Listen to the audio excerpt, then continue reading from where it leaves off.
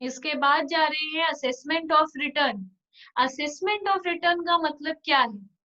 अपना income assess करना, मतलब मेरा इनकम कितना है इसको कैलकुलेट करना इज असेसमेंट ऑफ रिटर्न। तो assessment of income tax is estimation of total income and tax either bye assessee himself और बाय इनकम टैक्स ऑफिसर। इसका मतलब क्या होता है? अपना इनकम कैलकुलेट करना मतलब एस्टिमेट करना, सोचना कि कितना हो सकता है।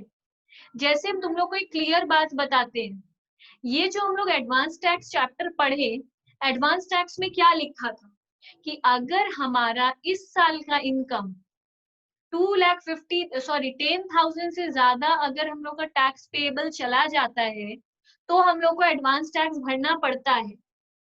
तो प्रैक्टिकली सोचो, इस साल का इनकम देखो, सम्स के केस में हम लोग को इस साल का पूरा आइटम दिया हुआ रहता है, उससे हम लोग टैक्स पेएबल निकाल लेते हैं।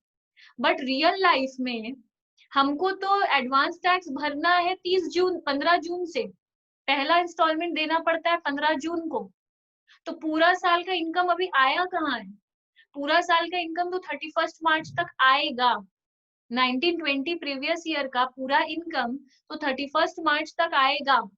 तो हम लोग कैसे 15 जून को ही पहला इंस्टॉलमेंट भर देते हैं? ये एक्चुअली हम लोग लास्ट ईयर का अपना इनकम देखकर इस साल का इनकम कैलकुलेट करते हैं, एस्टिमेट करते हैं कि अगर लास्ट ईयर हम लोग का इनकम 5 लाख गया था और इस साल सेल्स बढ़ेगा ही, ये बढ़ेगा ही, कुछ भी कैलकुलेट करते हैं और बोलते हैं कि इस साल हम लोग का इनकम 5,50,000 हो जाएगा। उसके ऊपर हम लोग अपना डिडक्शन, ये सब पता है कि हम लोग इस साल भी लाइफ इंश्योरेंस भरेंगे, एक मेडिकल ट्रीटमेंट तो होना ही है इस साल, ऐसा करके डिडक्शन ले लेते हैं और उसके बेसिस पे टोटल इनकम निकाल लेते हैं, टैक्स कैलकुलेट कर लेते हैं और इस बेसिस पे हम लोग इनकम एसेस करके एडवांस टैक्स भी भर देते हैं। रियल में ये होता है। तो ये जो हम लोग इनकम एस्टिमेट कर रहे हैं, ये पिछले साल का इनकम को देखकर कर रहे हैं। ये या तो हम लोग करेंगे या तो असेसिंग ऑफिसर करेगा। असेसिंग ऑफिसर क्यों करेगा? देखने के लिए कि क्या इसका एडवांस टैक्स लगता है इसके ऊपर। अगर एडवांस टैक्स देना है और हम लोग कैलकुलेट नहीं किए, बैठे हुए हैं, तो असेसिंग ऑफिसर करेगा। असेसिंग ऑफिसर करेगा तो वो 15 जून तक तो हम लोग भरे नहीं, फिर वो इंटरेस्ट भी लेगा क्योंकि एडवांस टैक्स शॉर्टफॉल करने से 234B में टैक्सेबल हो जाता है, फाइन इंटरेस्ट लगता है। तो कहने का मतलब ये है कि इनकम को एडवांस में एसेस करना पड़ता है, एस्टिमेट करना पड़ता है, आइदर बाय असेसी हिमसेल्फ और बाय इनकम टैक्स ऑफिसर। तो ये पहले से हम लोग को एस्टिमेट करना पड़ता है, खुद करें या इनकम टैक्स ऑफिसर करे।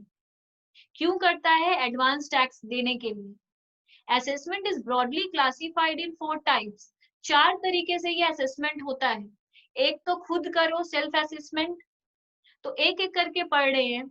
Every assessee before filing income tax return under various section is supposed to find whether he is liable for any tax, interest or penalty। Main जो 31 मार्च को हम लोग भरते हैं, वो भरने के पहले रिटर्न फाइल जो करते हैं, उसके पहले पूरा साल हम लोग को खुद अपना इनकम निकालना पड़ता है, ये देखने के लिए कि क्या अभी से कोई टैक्स देना है, मतलब एडवांस टैक्स देना है, क्या कोई इंटरेस्ट देना है, कोई पेनल्टी देना है, इसलिए अभी से कैलकुलेट करते हैं। For this purpose section 144A has been introduced in IT act. इसका मतलब भी सेम है, सब कुछ करो, टैक्स पेबल, ये सब, अगर कुछ टैक्स आ जाता है तो पे कर दो। तो बोल रहे समरी असेसमेंट अंडर सेक्शन 143(1) क्या है? Where a return under section 139 is filed. Mind में 139 सुनते ही क्या आना चाहिए? जो रिटर्न फाइल हम लोग करते हैं 139 में। Then under section 143 subsection 1, this return is checked from the point of arithmetical accuracy। देखो हम लोग 139 में रिटर्न फाइल कर चुके हैं, ठीक है, रिटर्न फाइल करने के बाद जो रिटर्न फाइल कर चुके हैं लास्ट ईयर का रिटर्न फाइल को जाके चेक करना कि क्या हम लोग कोई गलती किए हैं, एरिथमेटिकल एक्यूरेसी चेक करते हैं and will not be scrutinized in detail. और समरी असेसमेंट में हम लोग रिटर्न को जाके डिटेल में चेक नहीं करते हैं, एक एक आइटम को चेक नहीं करते, ओवरऑल चेक कर लेते हैं सिर्फ टोटल। ये सब जैसे अकाउंट्स में हम लोग कोई अकाउंट्स करते हैं तो हम लोग टू टू बोलकर अभी ब्रांच में बहुत कुछ लिखे और इधर बाई में भी बहुत कुछ लिखे, तो हम सिर्फ क्या चेक कर रहे हैं, इसको प्लस करके इसको माइनस करके ये जीपी आया या नहीं, सिर्फ ये चेक कर रहे हैं। ये सब आइटम लिखना था या नहीं वो चेक नहीं कर रहे हैं, हम सिर्फ चेक कर रहे हैं इसको प्लस करें और इसको माइनस करें तो यही जीपी आएगा या नहीं। इसको बोलते हैं सिर्फ एरिथमेटिकल एक्यूरेसी चेक करना। तो हम अपने पिछले साल के इनकम में जाकर सिर्फ एरिथमेटिकल एक्यूरेसी चेक कर रहे हैं, डिटेल में स्क्रूटिनाइज नहीं कर रहे हैं। If there is any adjustment like any arithmetical error in the return, और उस रिटर्न में अगर कोई भी हम लोग को एरिथमेटिकल एरर मिला, एनी इनकरेक्ट क्लेम मिला, after the intimation is given to the assessee of such adjustments either in writing or in electronic mode, तो हम लोग को वो जो असेसिंग ऑफिसर होता है वो बुलाता है कि आइए इसको देख लीजिए, अपना आपका डिफेक्टिव रिटर्न है। तो जब हम लोग उसको चेक करते, एरिथमेटिकल एक्यूरेसी सिर्फ अगर गलती था और सिर्फ एरिथमेटिकल एरर ठीक करने गए हैं तो बोलते हैं समरी असेसमेंट करके आए। मतलब अगर कोई बोलता है कि समरी असेसमेंट के लिए बुलाया है, मतलब वो प्लस माइनस में हम लोग कुछ गलती कर दिए हैं, हम कुछ आइटम मतलब इनकम ज्यादा कम नहीं लिखे हैं, हम प्लस माइनस रॉन्ग कर दिए हैं, that is arithmetical error check. अगर कोई बोलता है स्क्रूटिनी असेसमेंट के लिए बुलाया है, मतलब मेरा कोई आइटम ही वो गलत पकड़ लिया है, मतलब कोई इनकम था ही नहीं, हम इनकम लिख दिए हैं, मेरा कोई लॉस हुआ ही नहीं था, हम जानबूझ के एक लॉस दिखा दिए हैं। It is also known as regular assessment. This assessment can be done only when the AO issue notice. ये असेसमेंट तभी होता है जब असेसिंग ऑफिसर मेरे को नोटिस देकर बुलाता है, where return has been filed by the assessee। हम तो रिटर्न फाइल करके आ गए, अब जो असेसिंग ऑफिसर है उसको लग रहा है ये लॉस तो हुआ नहीं, हम जरूर उसके अगेंस्ट में कोई पेपर दिए ही नहीं है, मतलब लैंड सेल हुआ था, लैंड में मेरे को लॉस हुआ है, हम वहां पे लॉस लिख दिए और उसके अगेंस्ट में कोई डॉक्यूमेंट प्रूफ नहीं दिए, तो मतलब वो नहीं मानेगा कि कोई लॉस हुआ है, वो डिफेक्टिव रिटर्न उसको डिक्लेयर करेगा और मेरे को नोटिस भेजेगा कि आइए स्क्रूटिनी असेसमेंट के लिए आपको बुला रहे हैं। स्क्रूटिनी असेसमेंट पढ़कर ही समझ में आ जाएगा कि हम कोई एरिथमेटिक एरर के लिए मेरे को नहीं बुला रहे हैं, हम कोई आइटम ही गलती कर दिए हैं। It can not be done if no return is filed. Obviously अगर हम कोई रिटर्न फाइल ही नहीं किए हैं तो स्क्रूटिनी असेसमेंट तो हो ही नहीं सकता। Assessing officer shall, by an order in writing, make an assessment of the total income or loss of the assessee and determine tax liability or refund।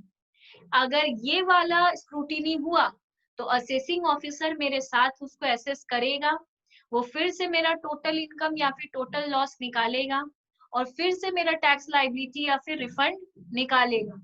उसमें अगर कोई एरर रहा तो फिर वो स्क्रूटिनी में चेक होगा। स्क्रूटिनी मतलब detail assessment. Best judgment assessment क्या होता है, जहां पर हम लोगों ने अपना रिटर्न फाइल किया ही नहीं, अगर रिटर्न फाइल किए ही नहीं है, लेट से भी नहीं किए ही नहीं, भूल गए, तो असेसिंग ऑफिसर मेरा रिटर्न फाइल के लिए पूरा असेसमेंट करेगा, मतलब टोटल इनकम मेरा निकालेगा कौन, असेसिंग ऑफिसर। वो जब मेरा निकालेगा तो डेफिनेटली अपने हिसाब से उसको जो ठीक लगेगा वो निकाल देगा, इतना डिडक्शन ये सब तो वो दे नहीं पाएगा, क्योंकि मेरा कहाँ इन्वेस्टमेंट है, हम किसका LIC भरे हैं, ये सब तो मेरे को पता है, वो मेरे से तो पूछने आएगा नहीं। उसको मेरा जितना इनकम नजर आएगा उसको कैलकुलेट करेगा और टैक्स निकाल देगा। हमको जो टैक्स बेनिफिट हम खुद करते हैं तो बहुत सारे एग्जेम्पशन ये सब लेते हैं, वो उतना दिमाग नहीं लगाएगा।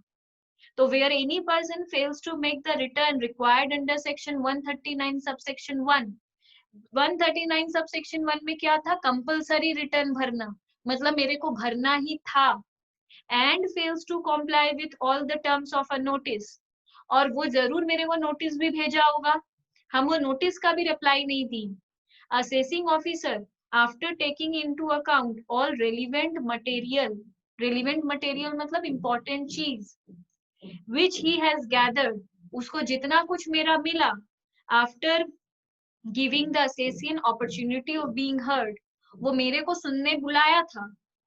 मेक द असेसमेंट, हम तो आए नहीं या हम अवेलेबल तो हुए नहीं. Make an assessment of the total income और loss to the best of his judgment and determine the tax payable by the assessee. तो वो खुद ही अपने हिसाब से उसको जो सबसे सही मेरा इनकम लगेगा और टैक्स पेबल उस पे निकालेगा और मेरे को भेज देगा कितना टैक्स आपको देना है.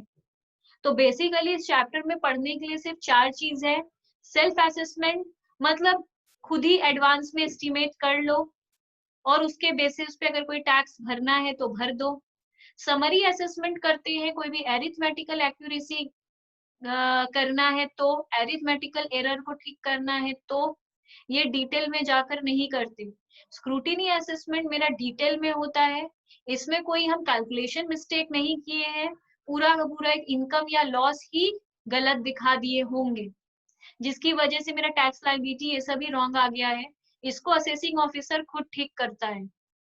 बेस्ड जजमेंट असेसमेंट का मतलब होता है हम रिटर्न फाइल किए ही नहीं है, जो मेरे लिए कंपलसरी था करना हम किए ही नहीं है. असेसिंग ऑफिसर मेरे को नोटिस भेजा, उसका भी हम रिप्लाई नहीं दिए, तो उसके बाद उसके हिसाब से जो एकदम ठीक मेरा इनकम निकल रहा होगा वो निकाल के टैक्स लायबिलिटी कैलकुलेट कर देगा.